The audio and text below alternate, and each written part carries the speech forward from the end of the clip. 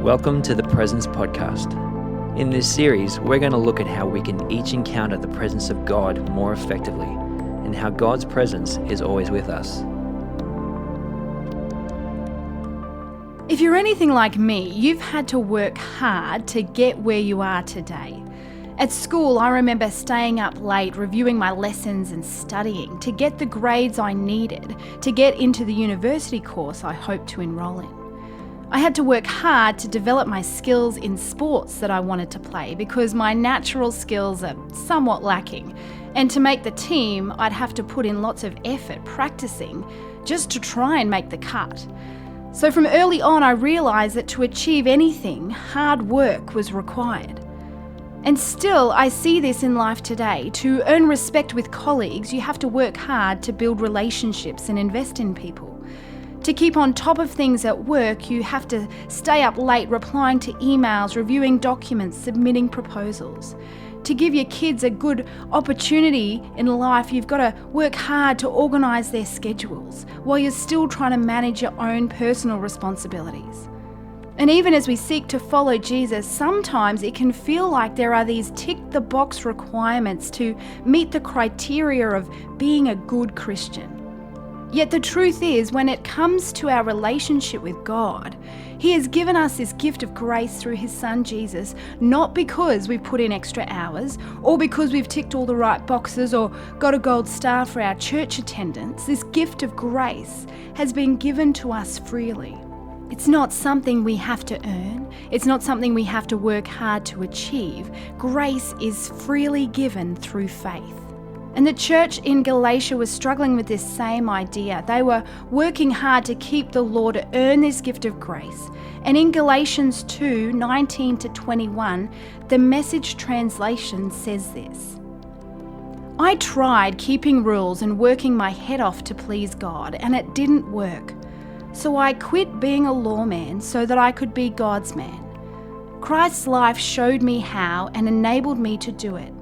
I identified myself completely with Him. Indeed, I have been crucified with Christ. My ego is no longer central. It is no longer important that I appear righteous before you or have your good opinion, and I am no longer driven to impress God. Christ lives in me. The life you see me living is not mine, but it is lived by faith in the Son of God, who loved me and gave Himself for me. I am not going to go back on that. Is it not clear to you that to go back to that old rule-keeping, peer-pleasing religion would be an abandonment of everything personal and free in my relationship with God? I refuse to do that, to repudiate God's grace.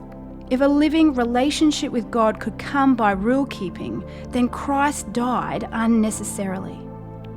You see, sometimes I wonder what it would be like to have a rule-keeping transaction with God, because in a way, that's a process that makes sense to me.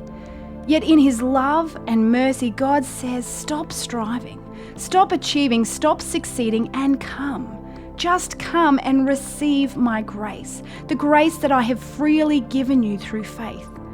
It doesn't matter what you've done. It doesn't matter what you haven't done. It doesn't matter if you don't make the cut. It doesn't eliminate you from my grace.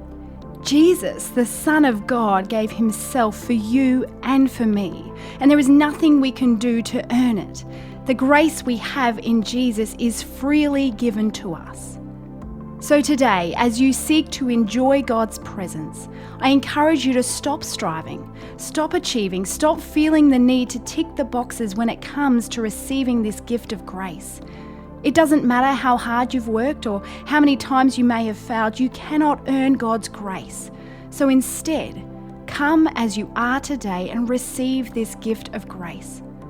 Wherever you are right now, take a couple of moments to enjoy God's presence and to thank God that through Jesus, He has paid the price so that you can freely receive this gift of grace.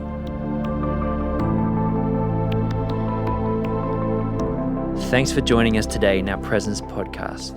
We hope you picked up a thought or an idea that might just help you come a little closer to God and sense His presence in your everyday life.